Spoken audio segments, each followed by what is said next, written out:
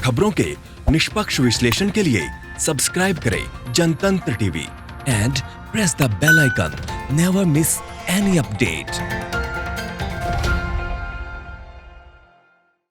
तो इस एंटरटेनमेंट में तड़का लगाने के लिए हमारे साथ भोजपुरी एक्टर विनय आनंद हैं, जुड़ गए हैं, जो कि गोविंदा के भांजे भी हैं। तो चलिए उनसे हम बातचीत की शुरुआत करेंगे।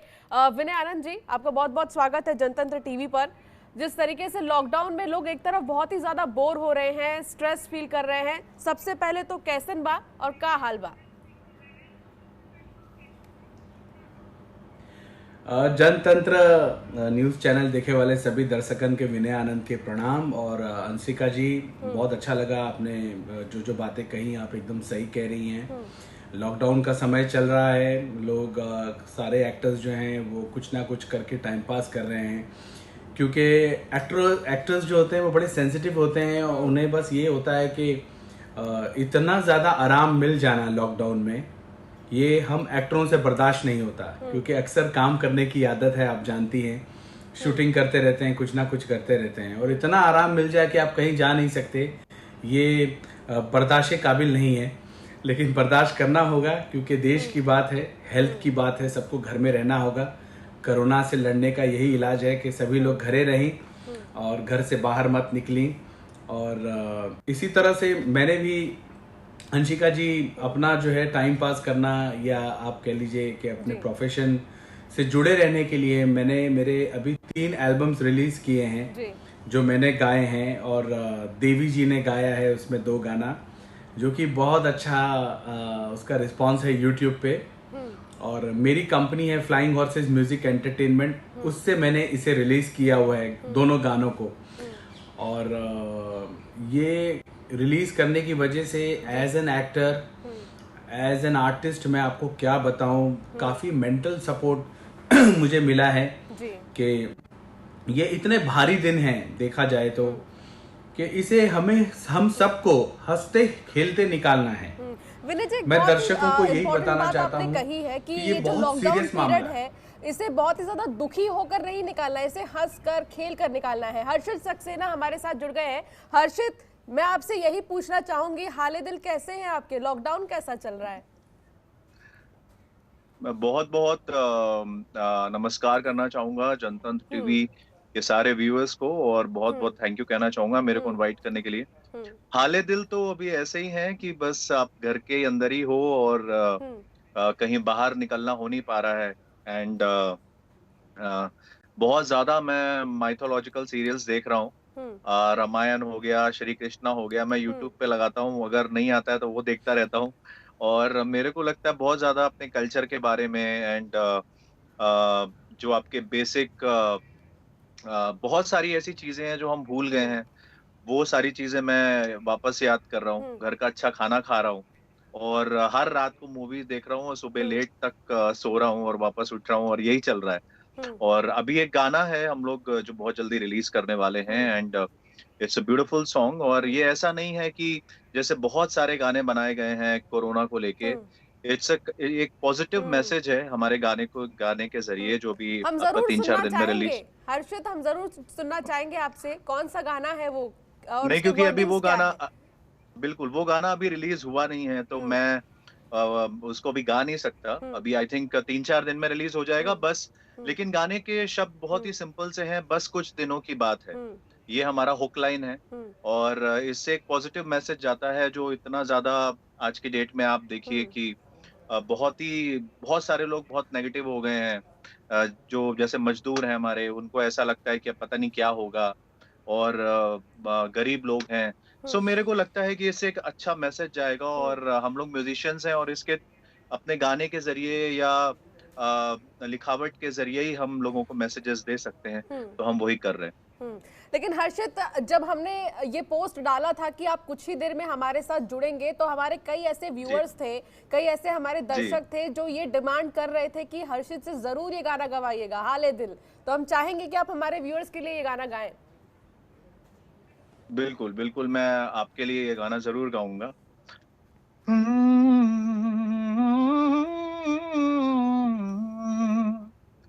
हाल दिल तू तुझको सुनाता दिल अगर ये बोल पाता बाखुदा तुझको है चाहता जा तेरे संग जो पल बिताता वक्त से मैं वो मांग लाता याद करके मुस्कुराता हाँ हो हो हो हो हो हो हो हो हो हो हो हो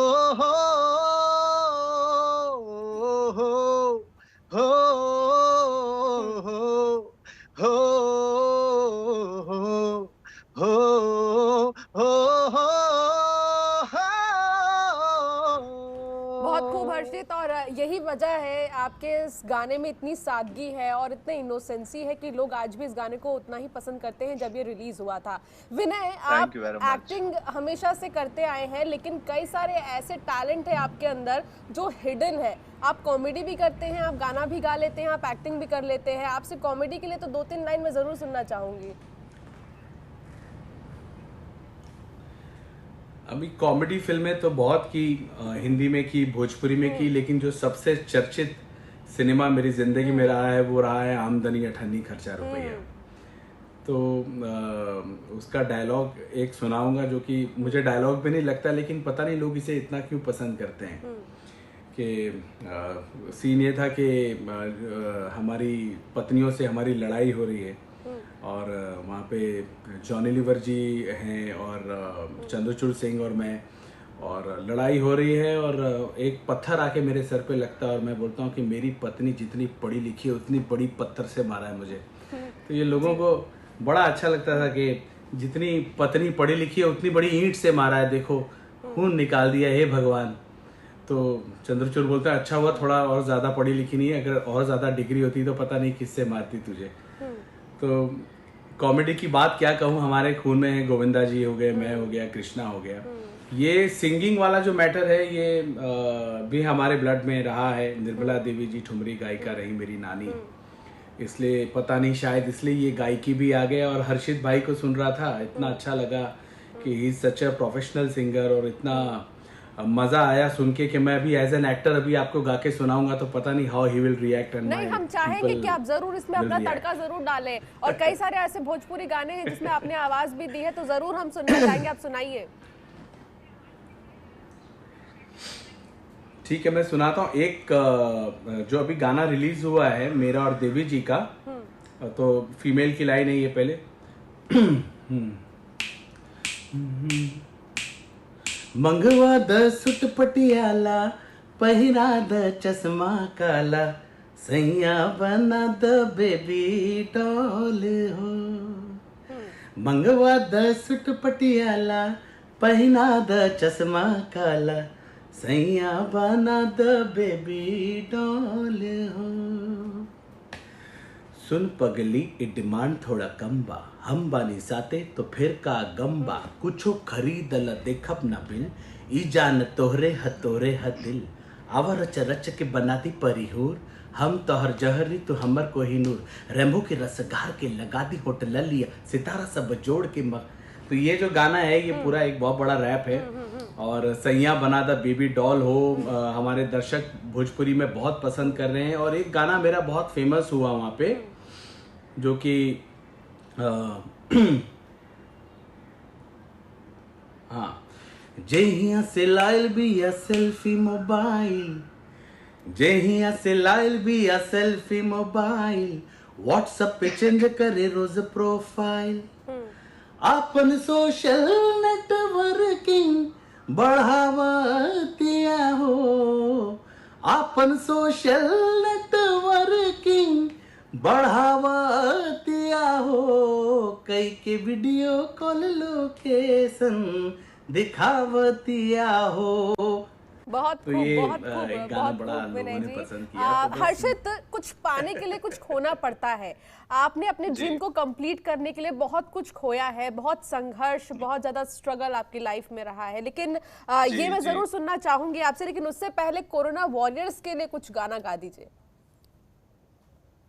कोरोना वॉरियर्स के लिए तो आई थिंक गाने में या शब्दों में कुछ उनको मैं एक्चुअली वो समा नहीं पाऊंगा, क्योंकि हम्म। जो लेवल जो काम वो लोग कर रहे हैं, आई हम्म। थिंक इससे ज्यादा और देश की सेवा कोई कर नहीं सकता है। हम्म। और उसके बाद बस मैं ये जरूर कहना चाहूंगा कि जो उनके साथ दुर्व्यवहार हो रहा है हम्म। वो ना हो, क्योंकि बहुत दुख लगता है ऐसा देख के, जब इतने सारे हमारे पुलिसमैन, हमारे डॉक्टर्स, उनके साथ इस तरह का व्यवहार होता है, हम्म। नर्सेस के साथ इस तरह का दुर्व्यवहार होता है। ये बहुत देख के बहुत दुख लगता है। हम्म। और ऐसा लगता है कि जहाँ पे हम लोग अपने घर में बैठ के अच्छे खाना खा रहे हैं, देसी घी हम्म। खा रहे हैं और सेफ बैठे हैं, वहां वो बेचारे महीना महीना भर से अपनी फैमिली से नहीं मिल पाए हम्म। हैं, 10-10 दिन सो नहीं पाए हैं, और उसके बाद उनके साथ इस तरह का व्यवहार, ये बहुत ही हम्म। दुख देता है, बहुत खराब लगता है देख के। और उनके लिए बस मैं यही कहना चाहूंगा, हम्म।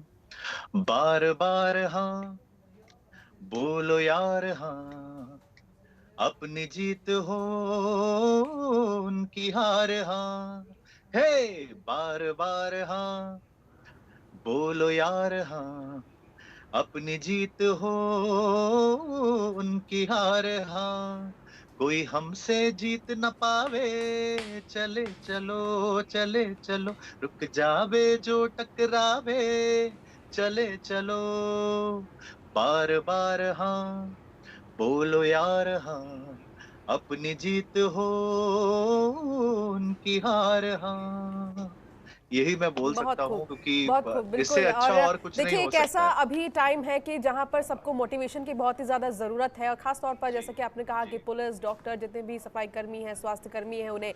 लेकिन जी। विनय, आपने जब भोजपुरी में एंट्री मारी थी तो सबसे पहले तो मुंबई से इधर भोजपुरी लाइन में आना आपके लिए बहुत ही ज़्यादा बड़ा बदलाव होगा। तो आपने भोजपुरी सीखी कैसे? आपको कुछ लगा नहीं कि अरे कैसी लैंग्वेज है, तुरंत मैं नहीं पकड़ पा रहा हूँ, या फिर कोई ऐसी प्रॉब्लम आपको हुई? अब देखिए, जब ये था कि मुझे, जब मैं नया नया आया था, मुझे ये था कि पैसे कमाने हैं, नाम हम्म। कमाना है, हम्म। पैसों की आवश्यकता है। तो वो कहा, वो बात तो आपने सुनी होगी कि जब रोटी चाहिए होती है तो आदमी कोई भी जुबान सीख लेता है। हम्म। तो मेरा यही हाल था कि मुझे भोजपुरी आती नहीं थी, और नो डाउट मेरा जो बैकग्राउंड है वो बनारस रहा है मेरी हम्म। नानी की वजह से, लेकिन उससे पहले मैंने भोजपुरी फिल्में कभी देखी भी नहीं थी। हम्म। और भोजपुरी में मैंने एक फिल्म की, और मैं क्या बताऊं, उसके बाद लाइन लग गई और हर हफ्ते 4-4 फिल्में आने लगी, और करते करते मैंने 65-70 फिल्म्स भोजपुरी में कर ली। और मुझे समय ही नहीं मिला बॉलीवुड के लिए दोबारा, क्योंकि आई वॉज सो बिजी, इतना व्यस्त मैं रहा हूँ। और इंसान को क्या चाहिए होता है? नाम चाहिए, प्यार चाहिए, लोग प्यार करें, इज्जत देते हैं, और पैसे भी दे रहे हैं और काम दे रहे हैं, बिना मांगे काम आ रहा है। तो इससे बड़ी और चीज कोई होती नहीं है। तो I was very happy that I तो वॉज समय वर्किंग, और रहते, मैं टाइम खुश रहते हूँ, सब बहुत कुछ खुश हूँ। सीख ही जाता है इंसान, और यही पता कह रहे नहीं हैं चला, आप? ये बात आपने सही हाँ। बोला। समय रहते सब कुछ सीख लेता है इंसान। बिल्कुल, लेकिन रोटी ऐसी हर्षित, चीज होती है मैं आपसे कि वो लगाना। जी आदमी सीख लेता है। जी विनय जी, कंप्लीट करिए। मैं ये बोल रहा हूँ कि ये आपने सही कहा कि जब आदमी को प्रोग्रेस करनी होती है, घर की जिम्मेदारी होती है किसी भी व्यक्ति को, तो कोई भी एक डोर में जब वो जाता है और कुछ नया हो, तो वो उसकी मजबूरी भी होती है, उसकी उपलब्धि भी होती है, एक चैलेंज भी होता है। और मैंने वो चैलेंज को स्वीकारा, और आज भगवान की कृपा से सब लोग इतना प्यार करते हैं, तो बहुत बहुत धन्यवाद करता हूँ सभी का। बिल्कुल विनय जी, आपने ठीक कहा कि अगर इंसान ठान लेता है तो वो करके ही दिखाता है, और यही वजह है कि हर्षित जी, आपने ठान ली थी इसलिए आपने करके दिखाया। जो फिरता रहूं दर बदर वाला आपका गाना था, उसमें हमने जी देखा था कि स्टेज पर कितनी धूम मच गई थी, आपने आग लगा दी थी। अलका याग्निक से लेकर जी जी शान और सब आ गए थे मंच पर, और आपको उन्होंने एकदम से ही कहा था कि एकदम से आपने उनका एकदम मन जीत लिया। तो बड़े बड़े सिंगर्स जी। जो रहे हैं, हिमेश रेशमिया, शान, अलका याग्निक, शंकर महादेवन, सब आपके आवाज के जी दीवाने हैं। ये वाला गाना मैं जरूर आपसे जी सुनना चाहूंगी। जी जी जी जी जी। मैं सबसे पहले तो ये बताना चाहूंगा कि हम्म। स्ट्रगल मेरा जो था वो बहुत ही डिफरेंट रहा, हम्म। बिकॉज मैं फिजियोथेरेपी कर रहा था। हम्म। और फिजियोथेरेपी का लास्ट सेमेस्टर के टाइम पे रियलिटी शो का ऑडिशन हुआ था। जिस हम्म। रियलिटी शो की आप बात कर रही हैं उसका नाम था वॉइस ऑफ इंडिया, हम्म। जो मेरा पहला रियलिटी शो था। उससे पहले मैंने अंताक्षरी किया था। एंड उसके बाद ये 3-4 रियलिटी शो किए, तीनों में मैं सेकंड आया। एंड देन फिर फिल्म का मेरा सफर चालू हुआ, और उसमें एक एपिसोड था जिसमें भट्ट साहब मुकेश जी आए थे हम्म। वॉइस ऑफ इंडिया में, और उन्होंने मेरे को, उनका मैंने गाना गाया था तू मिले दिल खिले। हम्म। ये बहुत ज्यादा हिट हुआ था, और उसके बाद उन्होंने वहां पे मेरे को प्रॉमिस किया था कि बेटा मैं एक गाना तुमको अपनी फिल्म में जरूर गवाऊंगा। तो मेरा जो हाले दिल का जर्नी है एक्चुअली चालू वहां से हुआ था। एंड बड़ी बात ये थी कि उन्होंने मेरे को ना सिर्फ as a singer, as a music director, दोनों तरह से चांस दिया इस फिल्म के लिए, मर्डर 2 के लिए। तो मेरे जीवन का आई थिंक वो बहुत बड़ा एपिसोड था। तो मैं चाहूंगा कि मैं वो गाना आपको जरूर सुनाऊं, बिल्कुल बिल्कुल। और इस वक्त तो मैं वो गाना आपको सुनाता जी। हूँ।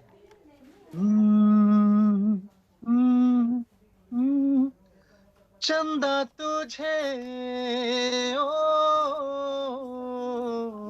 देखने को मचला करता है, आईना भी ओ